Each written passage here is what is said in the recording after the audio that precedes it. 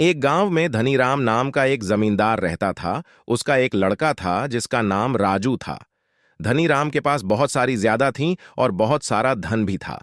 यह बात उसके लड़के राजू को पता थी, इसलिए वह पढ़ाई में मन नहीं लगाता था। एक दिन धनीराम अपने बेटे से कहता है, बेटा राजू, तुम अपना ध्यान पढ़ाई में क्यों नहीं लगाते? तो उस पर उसका बेटा कहता है कि पिताजी, हमारे पास कितनी दौलत है और पढ़ाई करके तो नौकरी हासिल की जाती है। ना, मुझे नौकरी करने की क्या जरूरत, हमारे पास पहले से ही इतनी सारी जायदाद है। बात सुनकर धनीराम कहते हैं, बेटा, नौकरी के लिए पढ़ाई नहीं की जाती, बल्कि पढ़ाई तो ज्ञान हासिल करने के लिए की जाती है और बुद्धिमान बनने के लिए की जाती है, ताकि हम उस बुद्धिमानी से अपने जीवन में और तरक्की कर सकें। लेकिन यह बात राजू को समझ में नहीं आती और वह अपने पिता के बात पर ध्यान नहीं देता, और इसीलिए उसके पिता उसका बहुत गुस्सा करते हैं और उसे मारते भी रहते हैं। ये सब होने के बाद राजू अपने पिता का बहुत गुस्सा करने लगा और अपने पिता से नफरत करने लगता है। एक दिन धनीराम अपनी बीवी से कहता है कि मुझे अपने बेटे के संबंधित बहुत फिक्र हो रही है, क्योंकि वह अपना मन पढ़ाई में नहीं लगाता और दिन भर घूमता रहता है, और उसे लगता है कि उसके पिता के पास बहुत दौलत है और उस बदौलत की वजह से वह जिंदगी भर आराम से रहेगा। उसे नौकरी करने की और पढ़ाई करने की कोई जरूरत नहीं है। यह सुनकर धनीराम की पत्नी कहती है कि गलती हमारी है, हम नहीं। इसमें बचपन से लड़पाए से पाला है और इसका बदला हमें अब भुगतना पड़ रहा है। धनीराम यह सुनकर बहुत निराश हो जाता है, लेकिन उसकी पत्नी कहती है कि मैंने सुना है, हमारे पड़ोस में एक विद्वान लाए हैं जो बच्चों को उच्च शिक्षा देते हैं। हमें चाहिए कि हम राजू को भी उन विद्वान के पास भेजें, ताकि वहां पर उच्च शिक्षा प्राप्त करें और जिंदगी में कुछ बड़ा करें। यह सुनकर धनीराम कहता है, ठीक है, कल शुभ हम राजू को उस विद्वान के पास छोड़कर आ जाएंगे। और उसकी मां राजू से कहती है कि तुम्हें कल उस विद्वान के पास जाना है, क्योंकि हमने यह तय किया है कि तुम उसके पास जाकर उच्च शिक्षा हासिल करोगे। यह सुनकर राजू खुश हो जाता है, क्योंकि वह उसके पिता से दूर जाना चाहता था और अपने घर से भी। दूसरे दिन राजू के माता पिता उसे विद्वान के घर छोड़कर आते हैं।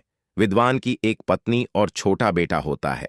जैसे ही विद्वान को पता चलता है कि जमींदार का बेटा उसके पास शिक्षा हासिल करने के लिए आ रहा है, तो वह अपनी पत्नी से भी यह बात कहता है, और उसके पत्नी कहती है कि हमारा बेटा भी अब बड़ा हो रहा है, उसे भी आपकी शिक्षा की जरूरत है। कहता है कि हाँ, कल से मैं राजू का और अपने बेटे की दोनों की शिक्षा शुरू कर दूंगा।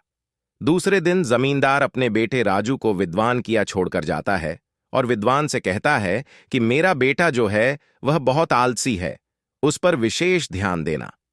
यह सुनकर विद्वान कहते हैं कि हाँ, आप निश्चित है, मैं आपके बेटे को बुद्धिमान और जिम्मेदार बना दूंगा।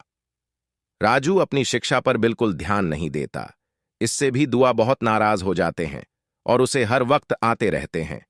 राजू को यह बात पसंद नहीं आती कि विद्वान उसे हर बैठे रहते हैं।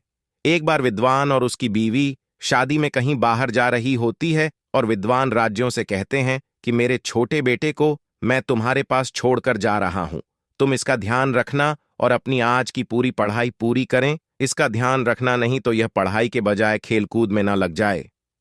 राजू उस लड़के को समझाता है, क्यों खेलकूद ना करें, बल्कि पहले पढ़ाई करें, फिर खुद करें।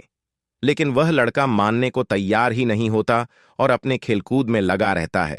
गुस्से में आकर राजू उस लड़के को जोर से थप्पड़ मार देता है। थप्पड़ खाने के बाद लड़का चुपचाप पढ़ाई करने लगता है, लेकिन थप्पड़ की वजह से उसका गाल पूरा लाल हो जाता है। जब विद्वान और उसकी पत्नी घर आती है, तो उसका लड़का कहता है कि मुझे राजू ने थप्पड़ मारा और मेरा पूरा गाल सूज गया। यह सुनकर उसकी पत्नी बहुत बड़ा जाती है और उससे कहती है कि तुमने क्या किया? हमने तो मैसेज में जारी सौंपी थी, लेकिन तुम नहीं से थप्पड़ मार दिया। यह सुनकर राजू कहता है कि मैंने अपनी जिम्मेदारी निभाई है, यह पढ़ाई नहीं कर रहा था, इसलिए मैंने उसे थप्पड़ मारा। अब वह पढ़ाई कर रहा विद्वान अपनी पत्नी से कहता है, किसने सही किया है? एक समझदार व्यक्ति का और एक शिक्षक का काम ही होता है कि वह अपने शिष्य को समझाएं। पढ़ाई चाहे उसके लिए उसे डांटना पड़ेगा, मरना पड़े। यह सुनकर राजू को समझ आ जाता है उसके पिता उसे क्यों डांट रहे होते हैं और यह विद्वान उसे क्यों डांट रहे होते हैं। राजू विद्वान से कहते हैं, मुझे क्षमा कीजिए, मुझे पता ही नहीं था कि आप और मेरे पिता मेरे ही भले के लिए निवेदन रहे थे। आपसे मैं बहुत दिल लगाकर पढ़ाई करूंगा और अच्छी शिक्षा, उच्च शिक्षा हासिल करूंगा। उस दिन के बाद वह मन लगाकर अपनी शिक्षा पर ध्यान देता है और अपनी शिक्षा पूरी होने के बाद अपने गांव वापस जाता है और अपने पिता के कारोबार संभालता है और एक जिम्मेदार व्यक्ति बन जाता।